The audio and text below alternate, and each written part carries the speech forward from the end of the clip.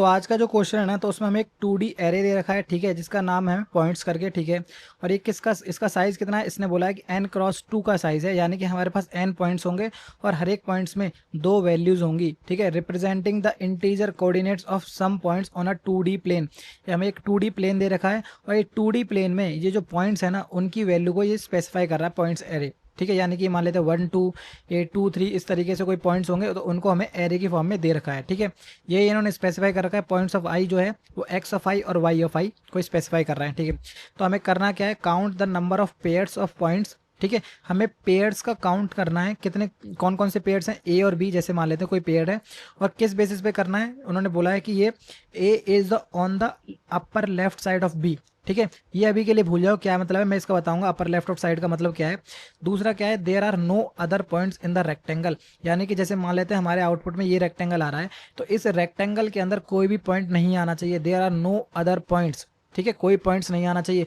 और line line भी नहीं आनी चाहिए। They make including the borders, ठीक है, वो बॉर्डर्स को मैच वो कर सकते हैं, जैसे शेयर, जैसे मान लेते एक हमारे पास रेक्टेंगल ये हो गया, दूसरा रेक्टेंगल ये हो गया, तो ये बॉर्डर को शेयर कर सकते हैं, ठीक है। बट ना तो उनके अंदर पॉइंट आना चाहिए और ना इनके अंदर लाइन आनी चाहिए, ठीक है। ये हो गया और यही हमें काउंट रिटर्न करना है, ठीक। अब मेन जो काम है वो ये अपर लेफ्ट साइड का है, ठीक है। तो इसको अब थोड़ा एग्जांपल से देखते हैं, तो उससे ज़्यादा क्लियरिटी हो जाएगी, ठीक है। जैसे मान लेते हैं कि हमारे पास कोई एग्जांपल है, ठीक है। आजा भाई, कलर कहाँ गया तू। तो जैसे मान लेते हैं हमारे पास कोई एग्जांपल है, ठीक है। जैसे मान लेते हैं अभी के केस में एक हमने एक 2D प्लेन बनाया, ठीक है। और एक हमारे पास जो x की जो वैल्यू है यहाँ पर है x1 और y1, ठीक है। और दूसरा जो है हमारे पास यहाँ पर पड़ा हुआ है x2 एंड y2, ठीक है। तो अपर लेफ्ट का मतलब है, अपर लेफ्ट बोलता है कि जो आपके पास जो x1 है ना, ये जो x1 है ये should be less than equals to होना चाहिए किससे, x2 से। ये जो x1 है ये हमेशा छोटा होना चाहिए x2 से, यानी कि sorry less than equals to होना चाहिए। इसका मतलब है कि आपका जो x1 जो वैल्यू है वो हमेशा या तो पहले आए x2 से या फिर सेम पॉइंट पर आए, तो इसका तो मतलब है लेफ्ट वाला, ठीक है। और दूसरा क्या कह रहा है, अपर, अपर का मतलब है कि जो ये y1 की जो वैल्यू है ये हमेशा बड़ी आनी चाहिए y2 से, ठीक है। तो y1 should be greater than equals to होना चाहिए y2 से। तो यानी कि हाइट वाइज आपका पहले पॉइंट की हाइट या तो बराबर हो दूसरे पॉइंट से या फिर उससे ज़्यादा हो, तो इसका मतलब ये अपर लेफ्ट को स्पेसिफाई कर रहा है, ठीक है। तो ये दोनों कंडीशन हमें वैलिडेट करनी है। तो आपने कहा जी ठीक है, मुझे क्वेश्चन समझ आ गया क्या करना है, ठीक है। अब मुझे इस अपर लेफ्ट का मतलब भी पता पड़ गया क्या करना है, ठीक है। अब इसका एग्जांपल देखते हैं, तो मुझे लगता है आपको एग्जांपल से ज़्यादा क्लियरिटी हो जाएगी।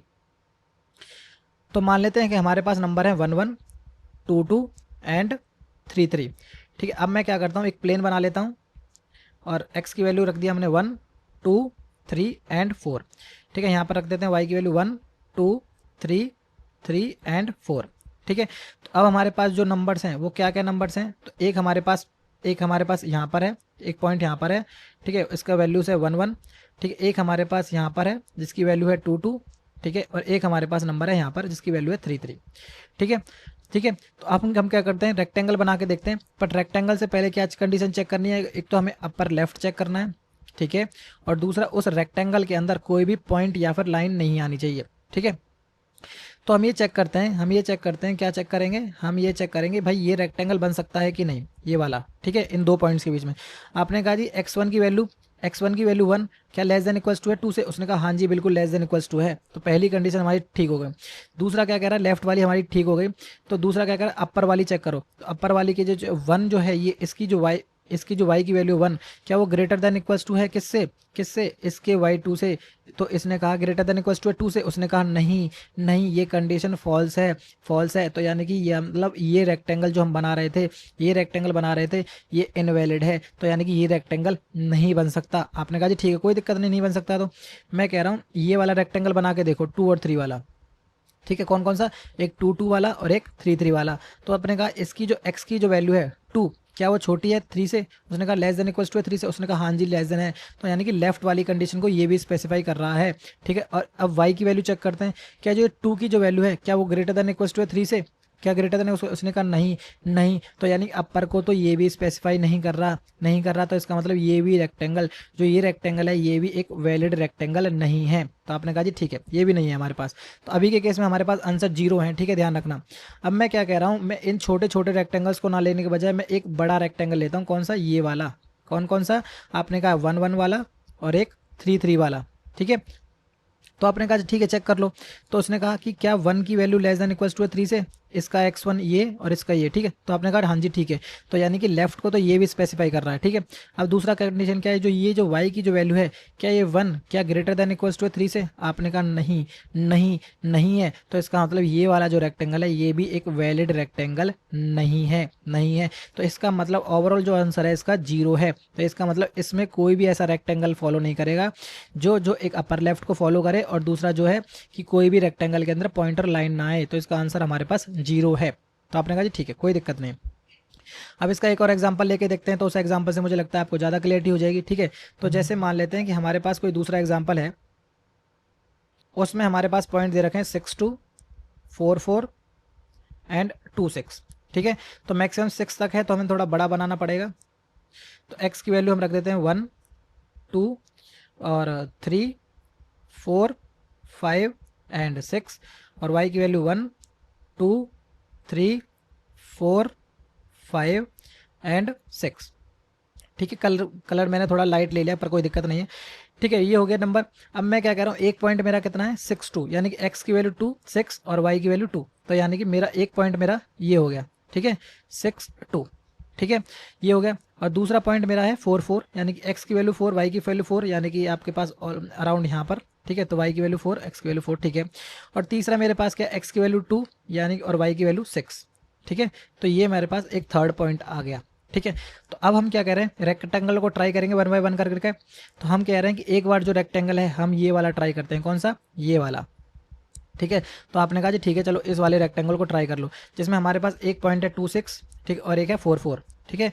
तो आपने कहा जी x की वैल्यू कंपेयर करो, पहले लेफ्ट कौन से चेक करने के लिए, पहले लेग अपर लेफ्ट को चेक करने के लिए। तो आपने कहा जी ठीक है अपर लेफ्ट को चेक करने के लिए क्या करेंगे, 2 क्या 2 लेस देन इक्वल्स टू है 4 से, आपने कहा हाँ जी बिल्कुल लेस देन है, तो यानी कि ये लेफ्ट वाली कंडीशन को तो ये वैलिड कर रहा है, ठीक है। और ये 6 को चेक करेंगे, क्या 6 ग्रेटर देन इक्वल्स टू 4 से, आपने कहा हाँ जी ये भी कंडीशन वैलिड है, तो यानी कि अपर को भी मैनेज करके चल रहा है। तो अभी के केस में हमारे पास ये रेक्टेंगल बन सकता है। आपने कहा ऐसे कैसे बना दिया, इसके अलावा एक और कंडीशन है ना, कौन सी कंडीशन है कि इस वाले रेक्टेंगल के अंदर कोई भी पॉइंट नहीं होना चाहिए, कोई भी पॉइंट नहीं होना चाहिए। तो देखो अभी के केस में आपको देखने पे लग रहा है कि इसके अंदर कोई पॉइंट नहीं है, पर कोड में हम क्या करेंगे, फोर लूप लगाएंगे और जितने भी हमारे पास सारे पॉइंट्स हैं उनको चेक करेंगे कि इसके अंदर असाइन करता है कि नहीं, ठीक है। अभी के केस में आपको देखने पे लग रहा है कोई पॉइंट नहीं है, तो इसका मतलब ये एक वैलिड रेक्टेंगल है। तो ये क्या है, एक वैलिड रेक्टेंगल है। तो आपने कहा जी ठीक है, तो हमारे पास आंसर की वैल्यू कितनी आ गई, आपने कहा 1 आ गई, ठीक है। तो अब हम क्या करते हैं, एक दूसरा ट्रायंगल लेके दूसरा रेक्टेंगल लेके देखते हैं। तो हमारे पास एक रेक्टेंगल है ये वाला, ठीक है। तो हमारे पास एक रेक्टेंगल है ये वाला, जिसमें वैल्यू जो हमारे पास है एक 4 4, ठीक है, और 6 2, ठीक है। तो आपने कहा 4 4 क्यों पहले ले रहे हैं, 4 4 इसलिए पहले ले रहे हैं क्यों, क्योंकि इसके पॉइंट्स पहले आ रहे हैं, ठीक है। तो अब यहाँ पर चेक करो, क्या 4 लेस देन इक्वल्स टू 6 है, आपने कहा हाँ जी 6 है, तो यानी कि लेफ्ट वाली को ये भी वैलिड कर रहा है, तो लेफ्ट वाली को ये भी वैलिड कर रहा है। दूसरा क्या है, 4 क्या ग्रेटर देन इक्वल्स टू 2 से, आपने कहा हाँ जी बिल्कुल ट्रू है, तो ट्रू है तो इसका मतलब ये अपर वाली को भी मैनेज कर रहा है, तो यानी कि इसका मतलब ये भी एक प्रॉपर रेक्टेंगल है जो वैलिड आंसर हो सकता है। बट दूसरी कंडीशन क्या चेक करनी है भाई, हमें चेक करना है उसके अंदर पॉइंट या लाइन तो नहीं है। तो यहाँ पर आप देखो इसके अंदर कोई पॉइंट है, आपने कहा नहीं। देखो अभी भी मैं फिर से कह रहा हूँ, अभी इसे देखने से नहीं पता पड़ रहा कि इसके अंदर पॉइंट है कि नहीं। देखो हमने ग्राफ पे बनाया है तो हमें पता पड़ रहा है कि इसके अंदर कोई पॉइंट नहीं है, बट कोड वाइज आप ऐसा नहीं कर पाओगे। कोड वाइज हम एक फोर लूप लगाएंगे, ठीक है, फोर लूप लगाएंगे और फोर लूप लगाने के बाद हम क्या करेंगे कि हम वैलिडेट करेंगे कि भाई इसके अंदर कोई पॉइंट आ रहा है कि नहीं, वो हम कोड में करेंगे, ठीक है। तो आपने कहा हाँ जी ये भी एक वैलिड है, ये भी एक वैलिड है, तो हमारे पास आंसर की वैल्यू कितनी आ गई 2। आपने कहा जी ठीक है कोई दिक्कत नहीं।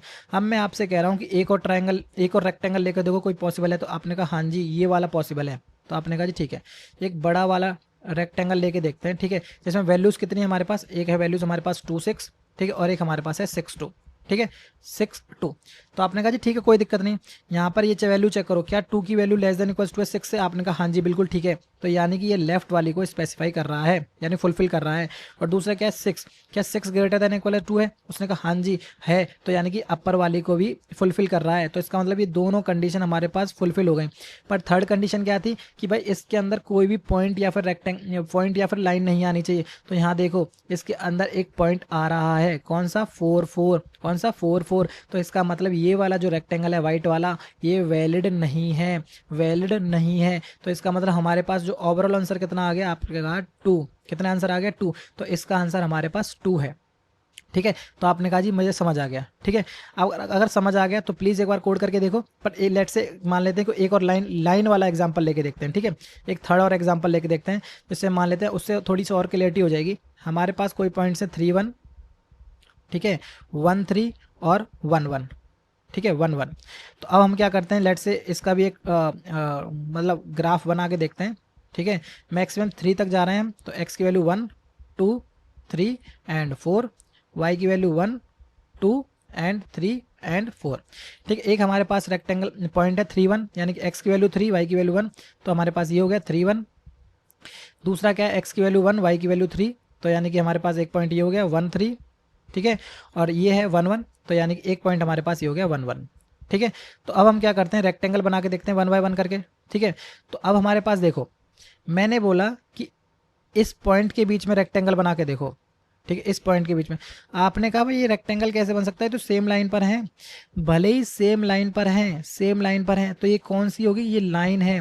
भले ही ये लाइन है पर है तो ये रेक्टेंगल ना, जिसमें क्या है कि आपके पास जो है हाइट दोनों की सेम है पर विड्थ है। तो आपने कहा जी हाँ जी बिल्कुल ये पॉइंट चेक कर सकते हैं, तो हम ये पॉइंट चेक करते हैं 1 1 और 3 1।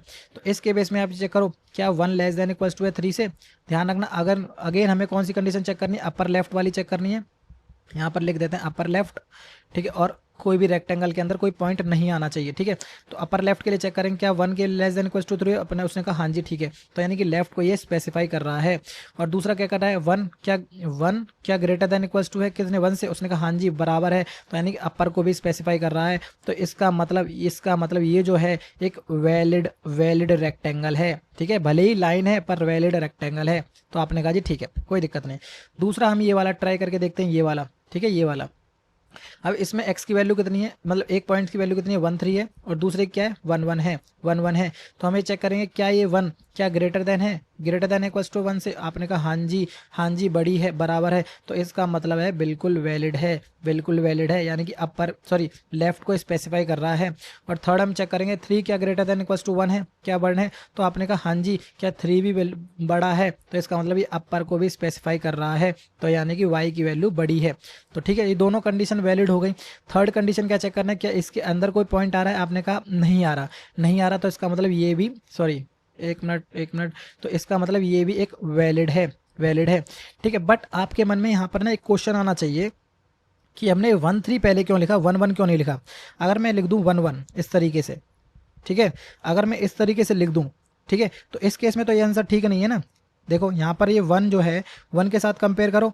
ठीक है, तो लेफ्ट वाली को तो स्पेसिफाई कर रहा है, पर ये देखो 1 क्या ग्रेटर देन इक्वल्स टू 3 से, आपने कहा नहीं नहीं नहीं, तो ये एक वैलिड नहीं है। देखो इस केस में वैलिड आ रहा है, इस केस में वैलिड नहीं आ रहा, तो कोड में इसमें कोड वाइज हम क्या करने वाले हैं, जो पहले जो पॉइंट आ रहा है उसको हम पहले प्रेसिडेंस देंगे। ठीक है, तो अगर देखो पहले दोनों ही आ रहे हैं, ठीक है, तो उस केस में हम किसको प्रेसिडेंस देंगे, हम देंगे जिसकी जो y की जो वैल्यू है वो बड़ी होगी, y की वैल्यू बड़ी होगी। क्यों, क्योंकि हमें क्या चेक करना है, हमें अपर वैल्यू चेक करनी है। तो ये ध्यान रखना प्लीज़ ये वाली कंडीशन आप चेक करना, अगर दोनों की वैल्यू बराबर है तो हम y वाली को ज़्यादा प्रेसिडेंस देंगे। तो आपने कहा जी ठीक है, तो हमारे पास दूसरा रेक्टेंगल ये आ गया। अब थर्ड रेक्टेंगल बना के देखते हैं, कौन सा, ये पूरा। ठीक है, अरे भाई कहाँ गए हम। ठीक है, थर्ड रेक्टेंगल हम बना के देखते हैं, ये वाला। ठीक है, तो आपने कहा जी ठीक है, तो इसमें y की वैल्यू चेक करो, कि y की वैल्यू चेक करो क्या है 1 1। ठीक है, 1 3 एक पॉइंट है हमारे पास, यहाँ पे लिखते हैं 1 3 एक पॉइंट है हमारे पास, और दूसरा हमारे पास 3 1 है। ठीक है, क्या 1 लेस देन इक्वल्स टू 3 है, उसने कहा हाँ जी बिल्कुल ठीक है, तो ये लेफ्ट की वैल्यू को कंडीशन को सेटिस्फाई कर रहा है। दूसरा ये इसको चेक कंपेयर करेंगे y की वैल्यू को, क्या 3 y greater than equals to 1, उसने कहा हाँ जी बिल्कुल ठीक है, तो बिल्कुल ठीक है, तो यानी कि अपर की वैल्यू को भी स्पेसिफाई कर रहा है। तो इसका मतलब ये एक वैलिड वैलिड रेक्टेंगल हो सकता है। बट दूसरा क्या चेक करना है, इस रेक्टेंगल के अंदर कोई भी रेक्टेंगल के पॉइंट्स नहीं आने चाहिए। तो आपने कहा देखने से लग रहा है, उसने कहा नहीं लग रहा। बट आप एक चीज नोटिस करो, ये देखो पूरा का पूरा रेक्टेंगल इस पे कवर हो रहा है, यहाँ पर ये वाला भी कवर हो रहा है यहाँ पर। ठीक है, तो लाइन कवर हो रही है, तो यही इन्होंने क्वेश्चन लिखा था कि लाइन भी नहीं आ सकती हैं, तो ये लाइन वाला केस हमने यहाँ पर सॉल्व किया है। ठीक है, तो ये एक वैलिड रेक्टेंगल नहीं है, तो अब इसके आंसर कितना आ गया, इसका आंसर आ गया 2। ठीक है जी, 2। अब जो हमने यहाँ पे समझा है ना, अब इसका एक बार कोड हम देखें तो कोड में हम क्या करने वाले हैं, पहले हम सारे पेयर्स निकालने वाले हैं। क्या निकालने वाले हैं, 1 बाय 1 करके पेयर्स निकालेंगे, जिसमें हम 2 फोर लूप लगाएंगे। एक फोर लूप में हम एक्स की वैल्यू निकालेंगे और दूसरे फोर लूप में हम वाई की वैल्यू निकालेंगे। ठीक है, ये हो गया। अब दूसरी कंडीशन में ये हो गया। अब हम क्या करेंगे, बस हम ये चेक करेंगे कि अपर लेफ्ट वाली कंडीशन को मैच कर रहा है कि नहीं। किसको, अपर लेफ्ट वाली को। अपर लेफ्ट वाली को मतलब क्या, x1 should be less than equals to x2 होना चाहिए, and y1 should be greater than equals to y2 होना चाहिए। आपने ये निकाल लिया। अब इसके बाद हम क्या करेंगे, इसके बाद हम सेम कंडीशन लिखेंगे किसके लिए, कि भाई सारे पॉइंट्स पर इटरेट करेंगे, कितने सारे पॉइंट्स पर इटरेट करेंगे, और हम चेक करेंगे कि भाई कोई पॉइंट इन रेक्टेंगल के अंदर आ रहा है कि नहीं। ठीक है, तो वो हम कोड में देखेंगे, और कोड में देखने के बाद उसका फिर हम ऑप्टिमाइज वर्जन भी चेक करेंगे। तो ऑप्टिमाइज वर्जन भी देखना प्लीज़। ठीक है, तो अब इसका एक बार कोड करके देखते हैं। तो कोड वाइज भी हमें सेम पैटर्न यूज़ करना है जो भी मैंने नोटपैड में देखा है। ठीक है, तो सबसे पहले हमें क्या करने पड़ेंगे, पेयर्स निकालने पड़ेंगे for int I equal to 0 and I equal to 0। I should be less than हमारे पास पॉइंट्स की जो लेंथ है उसकी लेंथ निकाल लेते हैं। Let's say int N equal to points dot length हमने एज इट इज़ निकाल ली, और ये आई जो है वो शुड बी लेस देन होना चाहिए एन से एंड आई प्लस प्लस। ठीक है, ये हमारा पहला पेयर निकल गया। और दूसरा पेयर निकाले हैं int J equal to 0 and J should be less than N and J plus plus. ठीक है, अब दूसरी कंडीशन क्या कह रहा है, दूसरी कंडीशन ये कह रहा है कि भाई 2 पॉइंट्स है ना, तो सेम इंडेक्स पर नहीं होने चाहिए, क्योंकि हम दोनों स्टार्टिंग से स्टार्ट कर रहे हैं। तो हम ये बोल रहे हैं if I is double equals to J है, तो इसका मतलब कंटिन्यू कर जाओ। ठीक है, मतलब सेम पॉइंट नहीं होने चाहिए। आपने कहा जी ठीक है। अब मुझे 2 डिफरेंट पॉइंट मिल गए। अब 2 डिफरेंट पॉइंट निकलने के बाद मैं आपसे कह रहा हूँ कि भाई ये चेक करो कि अपर लेफ्ट वाली जो कंडीशन है उसको सेटिस्फाई कर रहे हैं कि नहीं। पर उससे पहले हमें अपनी सारी वैल्यूज निकालनी पड़ेंगी। तो x1 जो है हमारे पास जो है वो फर्स्ट पेयर का पार्ट है। फर्स्ट पेयर हमारे ith इंडेक्स पर पड़ा हुआ है, इसके 0th की वैल्यू आ गई। और y1 की जो वैल्यू है वो पॉइंट के ith पे जो वैल्यू पड़ी है उसके फर्स्ट इंडेक्स पर आ गई। ठीक है, और x2 की जो वैल्यू है, सेकंड पेयर जो बेसिकली जो कह रहा हूँ, सेकंड पेयर जो है हमारे पॉइंट्स के जेथ इंडेक्स पर जो पड़ा हुआ उसके 0th वैल्यू पर आ गई। और y2 की जो वैल्यू आ जाएगी हमारे पास पॉइंट्स के जेथ इंडेक्स पर फर्स्ट की वैल्यू आ जाएगी। तो इसका मतलब जो भी हमारे दोनों पॉइंट्स से मैंने उनकी x और y की वैल्यू निकाल ली है। ठीक है, अब मैं क्या कह रहा हूँ कि अपर लेफ्ट वाली कंडीशन है। अपर लेफ्ट की कंडीशन क्या मैं कहता है कि भाई हमारा पास जो x1 है वो छोटा होना चाहिए हमारे x2 से। तो बस मुझे ये चेक करना है, x1 should be less than equals to होना चाहिए x2 से, एंड अपर है, अपर यानी कि तो y1 की जो वैल्यू है वो बड़ी होनी चाहिए आपके y2 से। ठीक है, तो y1 should be greater than equals to आपके y2 से। तो आपने कहा जी ठीक है। तो अगर ये कंडीशन है तो इसका मतलब ये मुझे इसके बाद मुझे चेक करना पड़ेगा कि भाई ये रेक्टेंगल तो मुझे मिल गया। अब मुझे मैं ये चेक करना है इस रेक्टेंगल के अंदर तो कोई पॉइंट एग्जिस्ट नहीं करता। तो लेट से उसके लिए हम एक फंक्शन बना लेते हैं, लेट से प्राइवेट, और बुलियन रिटर्न करेगा कि भाई एग्जिस्ट करता है कि नहीं, उसको चेक करने के लिए लेट से इज वैलिड। मैं पॉइंट्स पास करने वाला हूँ एज इट इज़ ये वाले। ठीक है, तो पॉइंट्स पास कर दिए, और मैं अपने करेक्ट रेक्टेंगल के पॉइंट्स पास कर दूंगा। लेट से आई और इंट जे। ठीक है, x1 x2 y1 y2 भी पास कर सकते हो, पर क्या करेंगे हम ना इनको दोबारा यहाँ पे कैलकुलेट कर लेंगे। ठीक है, पास करने से अच्छा ये हमने आई जे पास कर दिया और वैल्यूज़ कैलकुलेट कर ली। ठीक है, अब ये मैंने क्या कह रहा हूँ, ये मेरे पास 2 पॉइंट्स हैं। ठीक है, 2 पॉइंट्स को फाइंड आउट करने के बाद मुझे एक रेक्टेंगल मिल गया। ठीक है, अब रेक्टेंगल के अंदर पॉइंट्स मुझे चेक करने हैं, तो मुझे क्या करना है, 1 बाय 1 करके अपने सारे पॉइंट्स पर इटरेट करना पड़ेगा। p equal to 0 and p should be less than हमारे पास जो पॉइंट्स चल रही थी, पॉइंट्स उनकी लेंथ, पॉइंट्स डॉट लेंथ। ठीक है, एंड p प्लस प्लस। ठीक है, अब ये हो गया। अब दूसरा मुझे क्या चेक करना है कि भाई ये चेक करना है कि जो मेरा पॉइंट्स आ रहे हैं वो सेम ये वाले तो नहीं है। क्यों, क्योंकि इनके अलग कोई पॉइंट्स होने चाहिए ना। तो बस मुझे ये चेक करना है if p is double equals to I है और p is double equals to j है, तो इसका मतलब सेम पॉइंट्स हैं। तो यहाँ से कुछ मत करो, मुझे इनके अलावा दूसरे पॉइंट्स चाहिए, तो मैंने यहाँ से कंटिन्यू कर दिया। ठीक है, अब मुझे क्या चेक करना है कि भाई ये जो नया पॉइंट आ रहा है ये इसके अंदर है कि नहीं। तो अंदर है कि नहीं, क्या उसका मतलब रीज़न क्या है। जैसे मान लेते हैं मेरे पास x की जो वैल्यू है वो रेंज है वो 2 to 4 है, 2 to 4 है। ठीक है, तो इसका मतलब ये है कि भाई जो मेरा नंबर है वो किसके अंदर आना चाहिए, इन दोनों के बीच में आना चाहिए। तो बस वही कंडीशन मुझे चेक करनी है। बट लेट से मुझे पहले पॉइंट्स निकालने पड़ेंगे अपने पॉइंट्स के। ये जो नया पॉइंट हम फाइंड कर रहे हैं, तो p के 0th इंडेक्स पर हमें x की वैल्यू मिल गई, और y की जो वैल्यू है पॉइंट्स के pth इंडेक्स के फर्स्ट इंडेक्स पर मिल गई। ठीक है, तो बस मुझे ये चेक करना है इफ़ x जो हमारे पास इसमें से छोटा कौन सा आएगा, छोटा आपके पास x1 आएगा। ठीक है, बस मुझे ये चेक करना है कि इफ़ x जो है आपके पास should be x should be less than होना चाहिए किससे, आपके x2 से, ठीक है। If x should be less than होना चाहिए, लेस देन इक्वल्स टू होना चाहिए आपके x2 से, एंड जो x है वो आपके पास क्या होना चाहिए, ग्रेटर देन होना चाहिए इस नंबर से, ग्रेटर देन इक्वल्स टू, उसने बोला बाउंड्री का ही पार्ट हो सकता है, ठीक है। तो x should be greater than equals to होना चाहिए आपके x1 से, ठीक है। एंड अब सेम कंडीशन में अगर मैं y के केस में पूछूं तो y की वैल्यू है 4 और 3, जैसे रेंज में मान लेता हूँ y की जो है 2 और 4 है, ठीक है, 2 और 4 है। तो जो ये इसमें से बड़ा कौन सा है, आपने कहा जी अपर लेफ्ट है, अपर लेफ्ट है, तो यानी कि y1 बड़ा है, y1 बड़ा है, तो इसी तरीके से आपका जो y है वो शुड बी लेस देन होना चाहिए किससे, y1 से, ठीक है, y1 से। एंड छोटा कौन सा है, आपने कहा y2 छोटा है, तो इससे ग्रेटर देन इक्वल्स टू होना चाहिए, and y should be greater than equals to होना चाहिए y2 से, ठीक है। तो ये आपके पास कंडीशन है। अगर ये कंडीशन आ रही है तो इसका मतलब ये पॉइंट इस रेक्टेंगल के अंदर एग्जिस्ट करता है, तो इसका मतलब ये ट्रायंगल, सॉरी ये रेक्टेंगल वैलिड नहीं है, इसके अंदर कोई ना कोई पॉइंट एग्जिस्ट करता है। तो आपने यहाँ से सॉरी फॉल्स रिटर्न कर देना है कि वैलिड नहीं है, ठीक है। अगर ये सब कंडीशन फेल हो रही है तो इसका मतलब हमारे पास ये वैलिड ट्रायंगल है, सॉरी रेक्टेंगल है, तो हमने यहाँ से रिटर्न ट्रू कर दिया। अगर रिटर्न ट्रू कर दिया तो हमें अपने आंसर की वैल्यू को अपडेट करना पड़ेगा, तो लेट से आंसर की वैल्यू रख दी हमने 0। अगर ये रिटर्न कर रहा है, ठीक है, ये कंडीशन के बाद हमें ये वाला फंक्शन कॉल करा देना है, इफ़ इज़ वैलिड, ठीक है, इफ़ इज़ वैलिड है। वैलिड में हमें क्या क्या पास करना है, लेट से हमें अपने पॉइंट्स पास करने हैं और आई और जे की वैल्यू को हमें एज इट इज़ पास करा देना है। अगर ये रिटर्न कर रहा है तो इसका मतलब हमारे पास आंसर की वैल्यू को अपडेट करना पड़ेगा, आंसर प्लस इक्वल्स टू 1, ठीक है। और यहाँ से जस्ट आपको अपने आंसर की वैल्यू को रिटर्न कर देना है, रिटर्न आंसर, ठीक है। तो इसको एक बार रन करके देखते हैं। अगर किसी को ये नहीं समझ आया तो प्लीज़ एक बार एक्सप्लेनेशन देखो, तो उसको आपको ज़्यादा क्लियरिटी हो जाएगी, क्योंकि ये सारा काम हमने एक्सप्लेनेशन में देखा है। तो रन तो हो गया इसे, एक बार इसको सबमिट करके देखते हैं, ठीक है। अगर टाइम कॉम्प्लेक्सिटी की बात करो तो एक बार एन लूप यहाँ पर चल रहे हो, एक बार, ठीक है।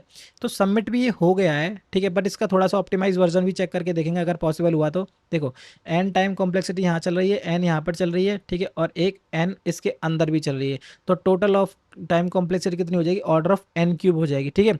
भले ही यहाँ पर सबमिट हो गया है, इसका एक बार ना थोड़ा ऑप्टिमाइज वर्जन चेक करके देखते हैं।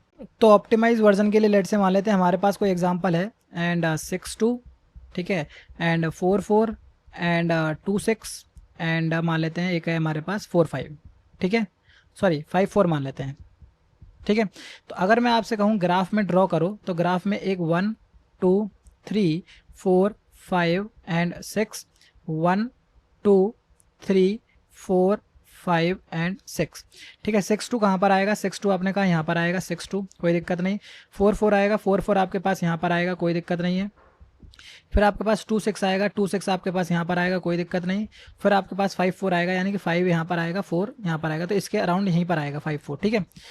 अब आपने कहा जी ठीक है, तो देखो आप ग्राफ देख रहे हो, तो ग्राफ में आपको पता पड़ रहा है कि पहले 2 6 आएगा, ठीक है, फिर उसके बाद 4 4 आएगा, बट कोड में हम थोड़ी ग्राफ पे करने वाले हैं, कोड में हम थोड़ी ग्राफ में करने वाले हैं, कोड में तो हम इनपुट पे करने वाले हैं ना। तो हम इनपुट को शॉर्ट कर देंगे किसके बेसिस पर, किसके बेसिस पे, जो पहले पॉइंट आ रहा है, पहले कौन सा आ रहा है, जिसकी x की वैल्यू कम है, और x की वैल्यू कम आ रही है तो हमने किस किया, 2 6 को काउंट कर दिया। फिर उसके बाद 4 4 को आएगा, फिर 4 4 के आने के बाद किसको करेंगे, 5 4 को करेंगे, आपने कहा जी ठीक है। फिर उसके बाद हम 6 2 को करेंगे, ठीक है, ये कर दिया। बट मान लेते हैं कि जिसकी x की वैल्यू बराबर है तो उसको हम किसको प्रायोरिटी देंगे, हम y को प्रायोरिटी देंगे। क्योंकि अभी हमने क्वेश्चन में यहाँ पर देखा था ना कि हम लाइन को मैनेज कर रहे थे, किसको, लाइन वाले क्वेश्चन को। तो लाइन वाले के लिए हमारे पास किसको मैनेज करना है, हमने देखो ये वाली जो क्वेश्चन था ना, ये वाला यहाँ पर देखो, इसके लिए आंसर आ रहा था पर इस वाले के लिए आंसर नहीं आ रहा, तो हमने उसको किस में प्रायोरिटी दी थी, हमने उसमें y को प्रायोरिटी दी थी। तो इसमें भी हम यही करने वाले हैं, अगर x की वैल्यू सॉरी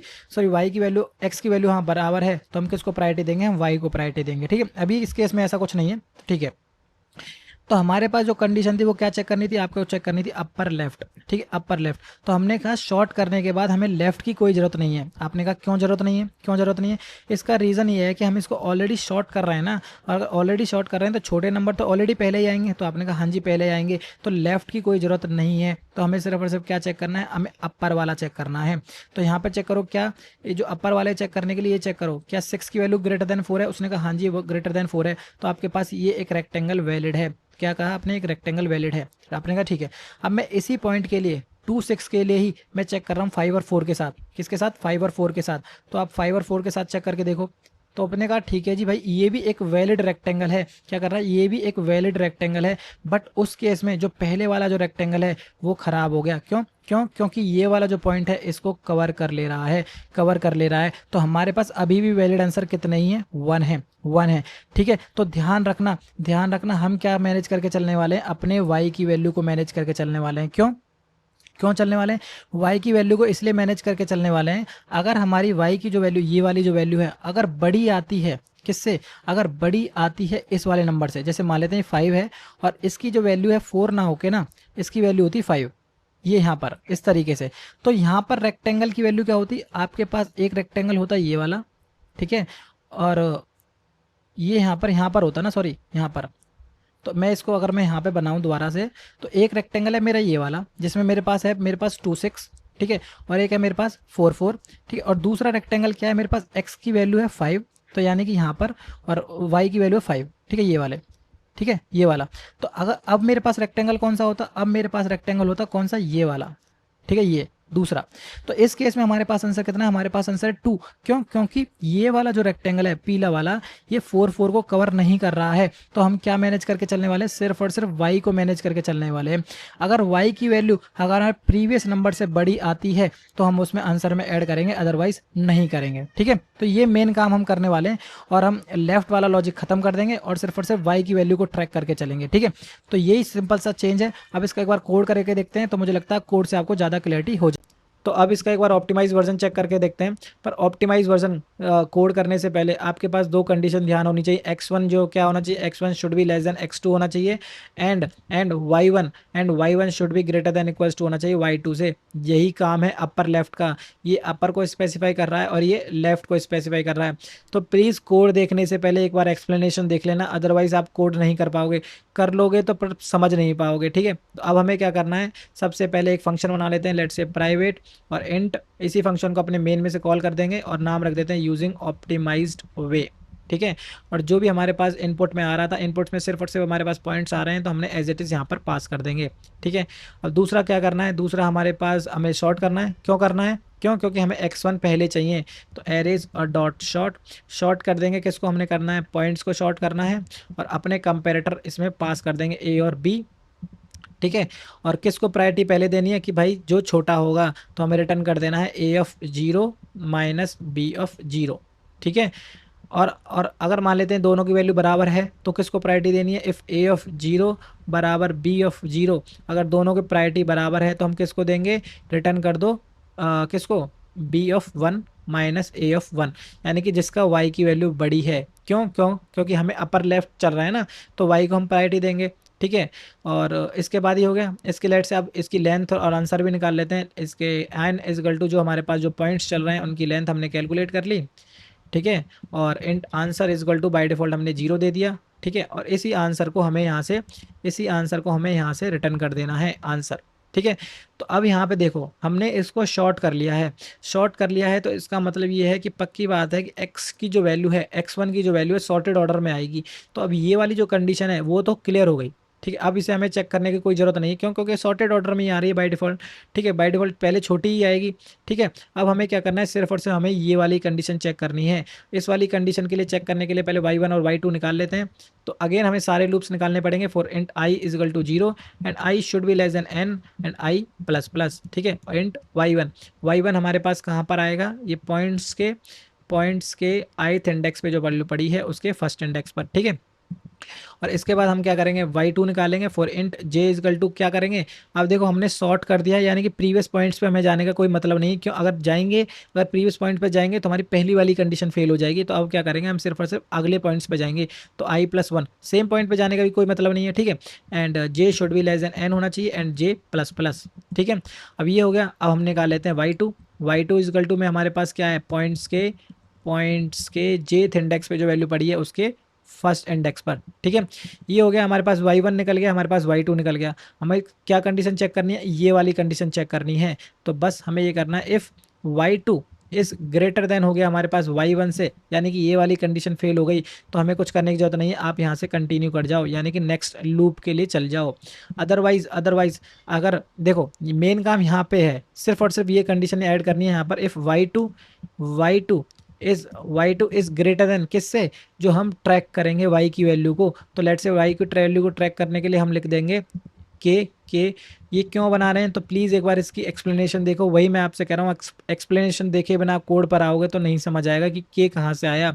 तो y2 की वैल्यू के आ गई, ठीक। अगर ये कंडीशन सेटिस्फाई हो रही है तो हमें क्या करना है, आंसर की वैल्यू को अपडेट कर देना है, और के की वैल्यू को ट्रैक कर रहे हैं तो के की वैल्यू को हम कर देंगे y2, ठीक है। और कुछ करना है आपको, कुछ नहीं करना, जस्ट आपको यहाँ से आंसर रिटर्न करना है, जो कि हम ऑलरेडी कर ही रहे हैं। और इस फंक्शन को हमें कॉल कर देना है अपने मेन फंक्शन से। तो लेट से अपने मेन फंक्शन से जो भी हम कोड कर रहे हैं उसको यहाँ से कमेंट कर दो, ठीक है। और यहाँ से अब इसको कॉल कर दो रिटर्न यूजिंग ऑप्टिमाइज वे, और पॉइंट्स की जगह पे हमने पॉइंट लिख दिया। अब इसको एक बार रन करके देख लो, ठीक है। तो ये दोनों कोड आपको गिटहब पे मिल जाएंगे, तो आप जाके चेक कर लेना, ठीक है। तो ये क्या बोल रहा है भाई, सॉरी के कहाँ से आ गए, ये जे आएगा ना भाई, पता नहीं ये छोटी छोटी एरर पता नहीं कहाँ से आ जाती हैं। ये जे की वैल्यू हमने लिख दिया, ठीक है। अभी इसको रन हो गया। अब इसको एक बार सबमिट करके देख लो, सबमिट भी हो जाना चाहिए मेरे हिसाब से, तो सबमिट हो जा भाई, सबमिट हो जा। तो सबमिट भी हो गया। अब पहले अगर आपने प्रीवियस कोड देखा होगा तो वो कम लोगों को बीट कर पा रहा था, पर अब देखो ये 100% लोगों को बीट कर पा रहा है, ठीक है। तो ये ऑप्टिमाइज वर्जन है, ठीक है। कॉम्प्लेक्सिटी वाइज हमें देखेंगे तो यहाँ पर हमने ऑर्डर ऑफ एन क्यूब से हम ऑर्डर ऑफ एन स्क्वायर पर आ गए हैं, क्योंकि एक बार यहाँ पर चल रहे हैं और एक बार हमारे पास वर्स्ट केस में हम यहाँ पर चल रहे हैं, ठीक है। और इसकी जो टाइम कॉम्प्लेक्सिटी है शॉर्टिंग की, वो एन लॉग एन होगी, ठीक है। तो उसमें ऐसा कोई दिक्कत नहीं है। तो हमने टाइम कॉम्प्लेक्सिटी को थोड़ा तो इंप्रूव कर ही लिया है, ठीक है। तो यही थी वीडियो, अगर अच्छी लगी हो तो लाइक वाइक कर लेना, और ज़्यादा अच्छी लगी हो सब्सक्राइब कर लेना। तो मिलते हैं नेक्स्ट वीडियो में, थैंक यू।